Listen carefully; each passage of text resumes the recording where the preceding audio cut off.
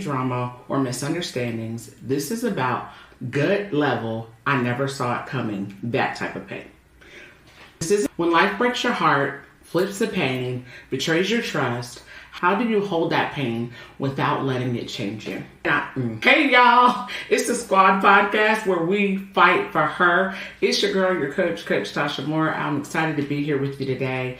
Today we're getting real about the kind of pain that I'm sure, or maybe you haven't, but I know the kind of pain that I have felt that if I would have allowed it, it would have changed who I was. It's the kind of pain that didn't just hurt you, it definitely changed you. This episode is for the woman that's been holding the pain she didn't cause. You didn't expect it, you didn't start it, you didn't even see it coming, and the truth is now that you're carrying it and you don't know what to do with it. Today, I want to help walk you through what it looks like, not around it, through it. If you don't process the pain, it will perform for you in all the wrong places.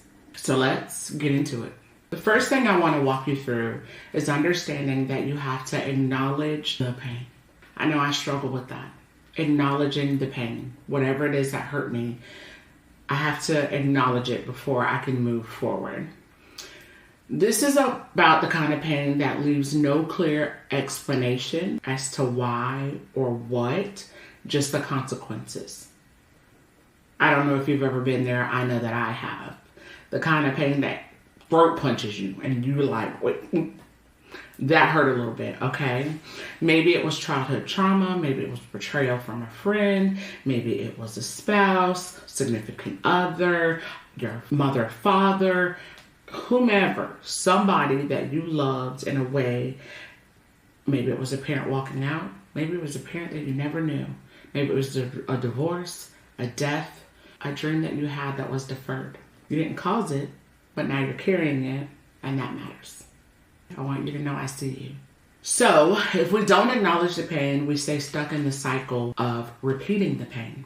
Because when we don't acknowledge what has happened, we don't do our best to get the help that we need, pray through whatever it is, learn the things we need to learn about it, and how do we deal with the pain that it has caused us, it is very easy for us to then transpose that pain onto someone else, to put the blame on someone else, to allow someone else to feel what we felt because we felt it. The first thing that I want to talk about is what we don't do with it, because it's easy for our perspective to be distorted when we are hurt. That is just the truth. One, we lash out on others. Everybody getting a piece of it, as I used to say. Anybody can get it, right? Because we're hurt. And sometimes, because we just lash out on people. What's the saying? Hurt people. Because we're hurt, we just want to hurt either the person that did it, the people around us. And sometimes we don't even realize that we're hurting them. In the words that we say, and the actions that we have, or the things that we do, sometimes we don't realize that the other person on the other end may or may not have been the person that caused the hurt, but they're receiving the backlash from the hurt, and they don't deserve that. And so we have to make sure that we're not lashing out on people that we love and care about. Maybe we don't love them, we don't care about them. I don't know, y'all, but we want to be making sure that we are not lashing out on people that are in our world because we're hurt. The second thing we do not want to do, we don't want to numb it. Y'all, whether that's with work, alcohol, drugs, whatever. We don't want to numb it with scrolling, living our life vicariously through other people. Nothing wrong with a good little scroll, but we don't want that to be the narrative that now we have the expectation of our life being perfect. Or you're looking at the person that hurt you and looking at all the things they're doing, and so it's making you mad or deeper in depression or whatever. I know that I've done that. Somebody's hurt me and I'm on their page like, oh, they laughing? Why they laughing? Or, my perspective is only on them because I'm hurt, instead of looking at me and dealing with the things I need to deal with so that I can move forward. So I don't want you to get caught and stuck in the cycle of, I'm going to just scroll until I feel better. I'm going to numb it in some kind of way because I'm going to try to fix it in ways that are not beneficial for me becoming the best version of me. I'll say it like that. We don't want to do that. We don't want to numb it. People work just to try not to feel anything. That's all we're doing. We just don't want to feel anything. So sometimes we do the wrong thing so we don't feel anything. You got to feel what you feel so you can process it, so you can begin to navigate healing past it. Third thing, revenge disguised as setting boundaries.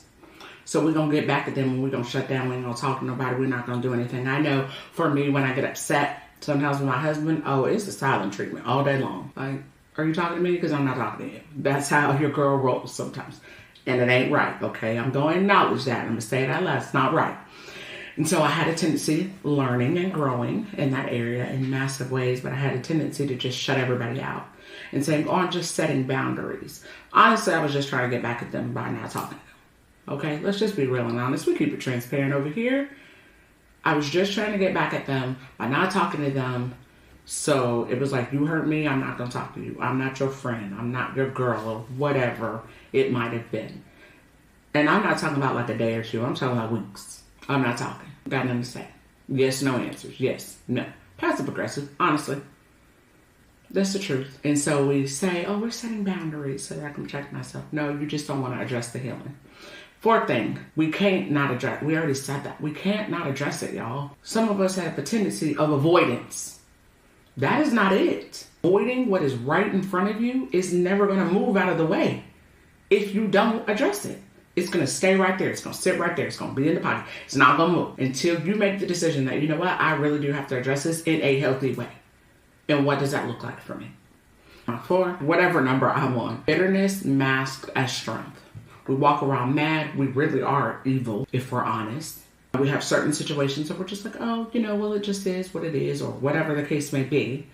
But internally, we're bitter, we're mad, we're angry, and we're still walking through life like, everything's just fine, because we want everybody to believe that we're strong in the middle of whatever it is that we're going through. But the truth is, if we don't navigate it in the right way, we're still going to be bitter on the other side of it. We're walking through like we're strong, and nothing wrong with that. Nothing wrong with you feeling like, okay, I can get through this, and have the moments you need to have along the way in a right way. Scrolling through so you can comment on somebody's something at the right way. Because we done that.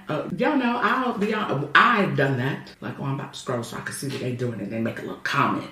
Like, it's nice, but it's nasty. Okay? I'm going to be honest. I'm going to be real.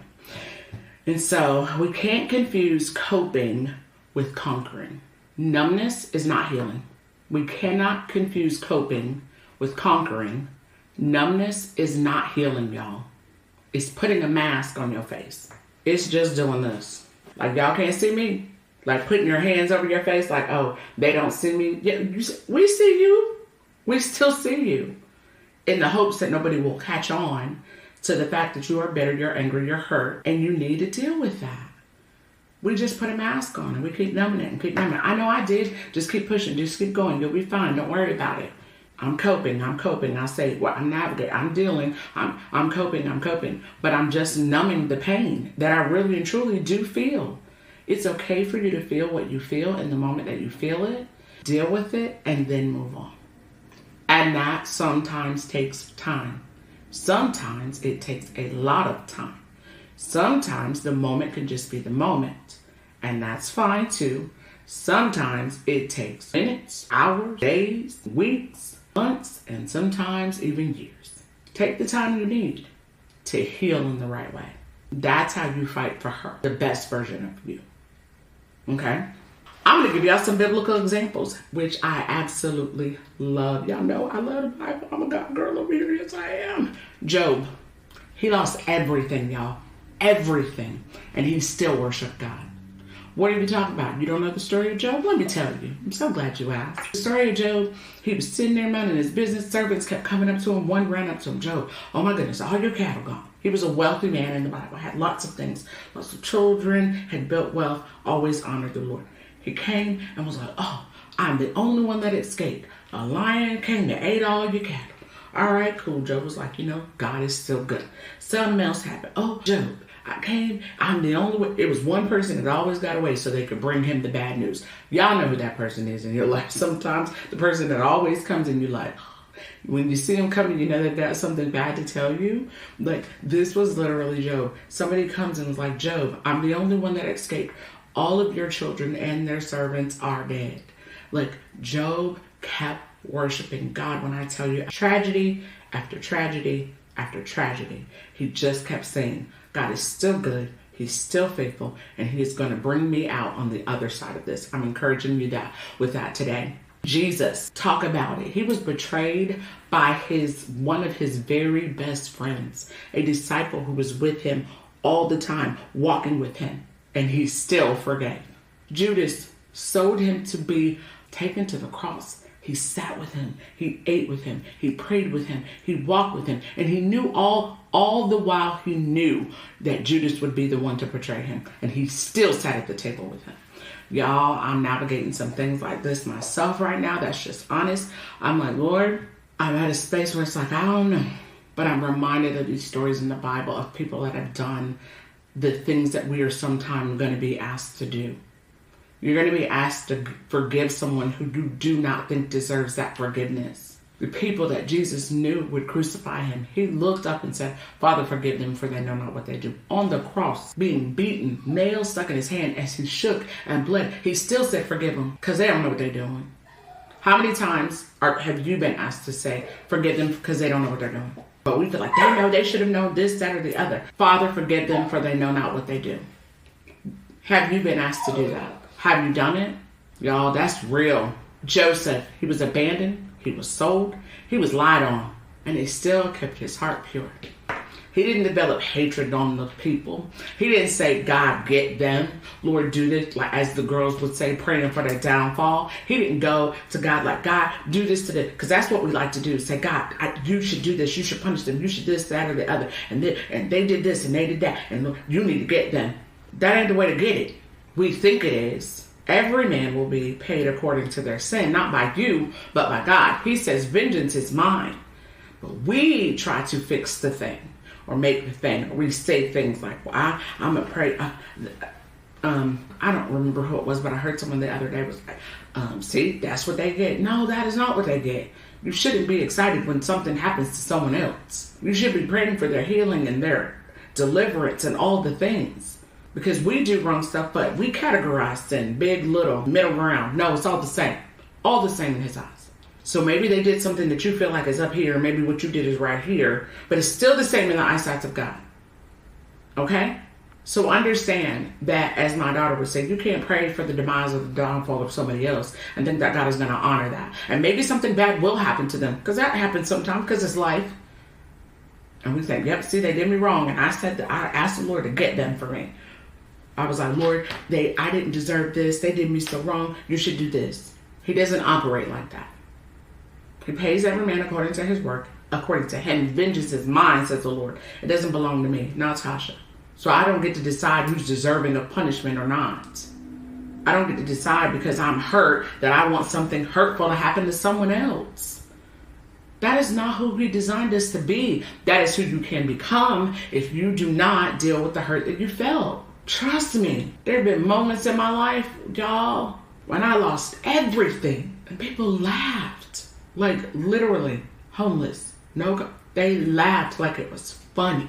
And I'm so grateful for that time in my life, and everything in me probably wanted to say, God, get them. But all I could do in those moments was say, God, help me. Because as much as we think it's about the other person, you have to accept that it did happen. And then learn, how do we navigate this new? Because hurt is hurt. So I want to encourage you, don't let pain become your personality. That's a nugget right there, y'all. Don't let pain become your personality. Let it become your purpose. That is why I'm recording this podcast right now, y'all. Because of hurt that I've been through in my life that I decided would become my purpose. To encourage other women that yes, you've been hurt and life has thrown you a lot of curveballs. But you can come out on the other side better. I could have held on to that pain for as long as I could hold on to it. And believe me, I tried probably more than I should have. I don't want that to be your narrative. I don't want that to be a part of you as a member of the squad. I can remember a moment in my life where someone really and truly lied on me, y'all. They said that I was doing things, talking to this guy, and made up whole untruths. And I was like, what? That's not even, while I was married, mind you. And I'm like, and no, that is so not what happened. But they created this whole story around it, and everything in me was so mad because people that I cared about believed the lie. And I was like, bro, what? And I'm like, they know me. They know who I am. That's not who I am. And it hurt me to my core because it was people that I genuinely and truly loved. And everything inside of me was mad and angry. And I wanted to build walls, and I did in a sense. And was like, they're not going to see my daughter. I'm not going to talk to them anymore. All kinds of things. And I could have held on to that. And I wanted to, believe me when I tell you I wanted to. And I also knew that I could let that make me better for the rest of my life toward women. And then I would never experience what I experience now, being able to come to you and say, this is where I was, and this is how I did the work, and now I'm transitioned and I'm on the other side. And I still have work to do. Again, we always talk about the ebb and flow. There's a building and a breaking and a building, right? Gonna break me, I'm gonna build something. Then I'm gonna build and that might break. And then I gotta build something else, right? We're always changing and evolving and becoming better. And that's the beautiful thing. Life will happen to you because it happens to us all. And you get to decide how you navigate that. I didn't let the pain become my personality. It did for a minute. I'm a backtrack and say that. It did for a minute. And then I decided that that was not the narrative I wanted to keep. That is not the version of me that I wanted to stay.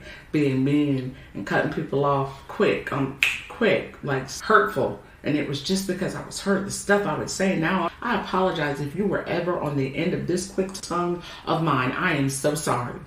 I genuinely am sorry if I ever hurt your feelings because I was hurt and I said something to you to hurt you. So if you're watching, and I did, I am so sorry. Okay? God allowed me to one day feel inside, from the inside out, the hurt I was putting on other people. And I was like, wow, that's who I am? That's not who I want to be. And from that, that's when I made the decision, like, God, I've got to heal.